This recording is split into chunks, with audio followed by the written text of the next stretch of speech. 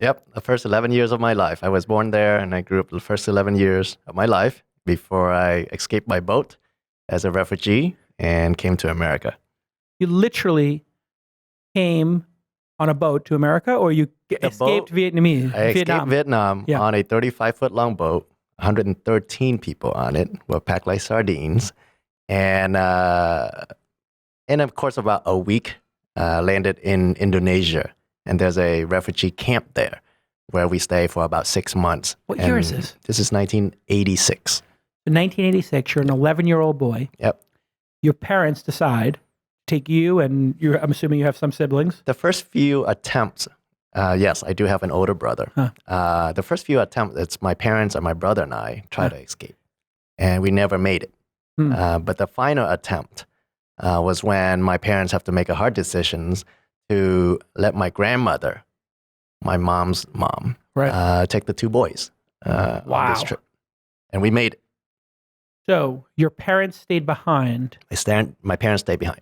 And had your grandmother take the two of you on a boat. Yes. For 11 days. 7 days. 7 days. Yes. Over 100 people packed on this tiny boat. That's right. Do you remember getting on the boat? What was that like in the morning? What was that like when you got on the boat and you said goodbye to your parents? It was very somber because it's an illegal activity to the government. Okay. So it's done at 3, 4 in the morning. And my parents would drop me off the afternoon, a couple days prior before they escort you to like kind of holding house. The organizer would make sure you are kept in certain places away from public eyes. Got it. So you're in a safe house, basically. A safe house, basically. But my parents, when they dropped me off at like a bus station, they couldn't have a big scene. Because if they had a big scene, then people might know be like, leaving. What the heck is going on? So no crying, no hugs. Nothing. She just dropped me off and turned around and rode away. That's right. Wow. And so these people who ran these boats to get people out of Vietnam in the 80s, were these upstanding missionary types priests, or were they mafiosos? No, they're more capitalists, very shrewd businessmen and women. How much did your parents have to pay for passage? You didn't even know? I don't even know exactly to today. Yeah. But it's paid in gold. Paid in gold? Yeah, basically gold bars that my grandmother had saved up her entire life for that purpose. Well, not originally for that purpose, but then use it for that purpose. And the times it didn't work. And thanks for sharing this, by the way. It's just incredible. Absolutely.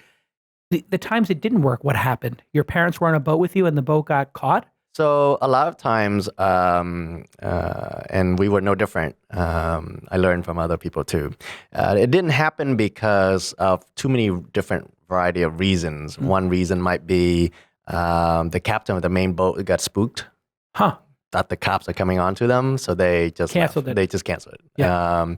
Other times, a police, in our case, the local police caught us. Huh. And kept us in overnight jail. Wow. At the age of 9 or 10 years old, you were in jail? I was 11, yeah. In jail? In a local jailhouse for a night. But yeah, there are a variety of reasons like that why that did not happen. And with my parents, we happened to get these trip getting canceled because the main captain, by the way, you don't just dock and walk up down the dock onto this boat. You go into these little canoes that then would go into the middle of the bay, and then you jump onto this 35-foot long boat. That's the transfer mechanism. At 3 or 4 in the morning. That's right. Pitch dark. Were you terrified? Did you remember being scared? I was scared shitless. Wow. And then you get on the boat, you take a week's journey, you wind up in Indonesia. Yeah. And then your grandmother has to try to figure out how to get you from Indonesia to America? That was the goal? That's the goal. We were fortunate that I had an uncle who already was in the United States 3 years prior. So he came to America by plane. Fortunately for him, on his wife's side of the house, had some relatives who sponsor him in. So he did come to the U.S. 3 years prior to us. And that helped a lot because he's my grandmother's son. Right. And both my brother and I were minors. So it helped.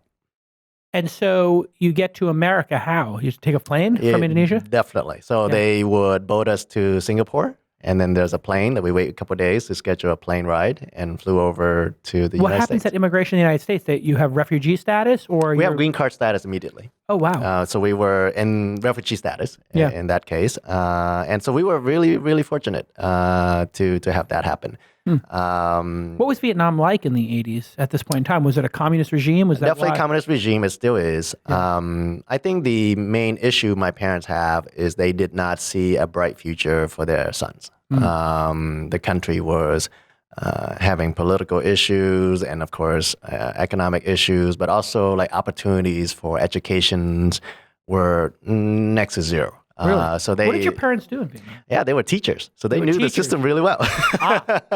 So something in them said, "Hey, That's right. our kids are not going to have a future here. That's right. We're going to do the most difficult thing a parent Most could ever crazy do. things. Yeah. We're going to put our kids with our grandmother and send them to have a better life." I have kids today, and I cannot imagine parting way with them. I have an 11-year-old boy and an 8-year-old boy today. I would never separate from them.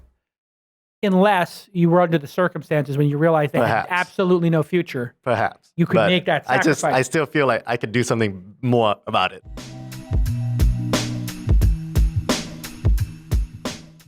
Hey everybody, it's Jason Calacanis, and I'm thrilled to announce that IBM and Launch are teaming up once again for Smart Camp 2016.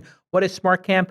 It is an entrepreneurial startup competition that is going to occur in 30 different cities around the world. You can go to smartcamp2016.com and see the 30 cities that are listed.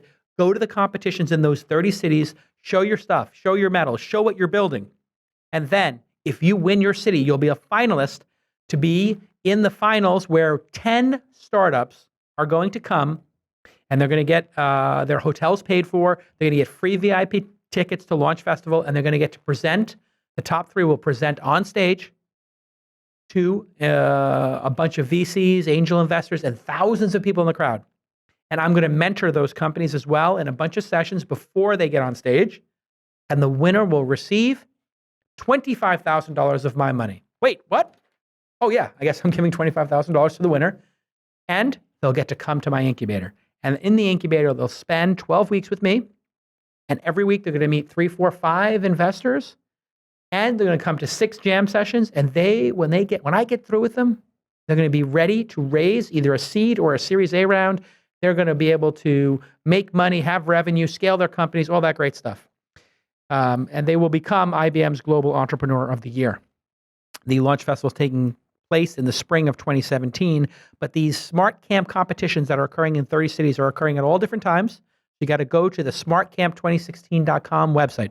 Please, if you're an entrepreneur and you want to pitch on stage, get mentored by the local IBM city leaders, and have a chance to compete to be a finalist at the Launch Festival in the spring of 2017, please go to smartcamp2016.com and apply. Sign up, get information, and it's been a great program. Last year, the winner was Carforce. They came to my incubator. I put in $25K.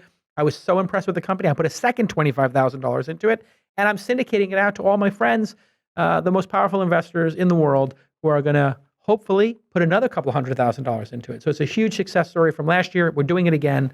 Thanks so much to my friends at IBM for partnering with me on smartcamp2016.com. It's all upside for you. If you're a founder, you're going to get a ton of mentorship. They're going to give you all kinds of great product from IBM, like Watson and their design and all this different stuff they're doing. It's a really great program. I'm very proud of the work we did last year, and I'm super excited for this year. So go to smartcamp2016.com and join in on the fun. Okay, let's get back to this amazing episode.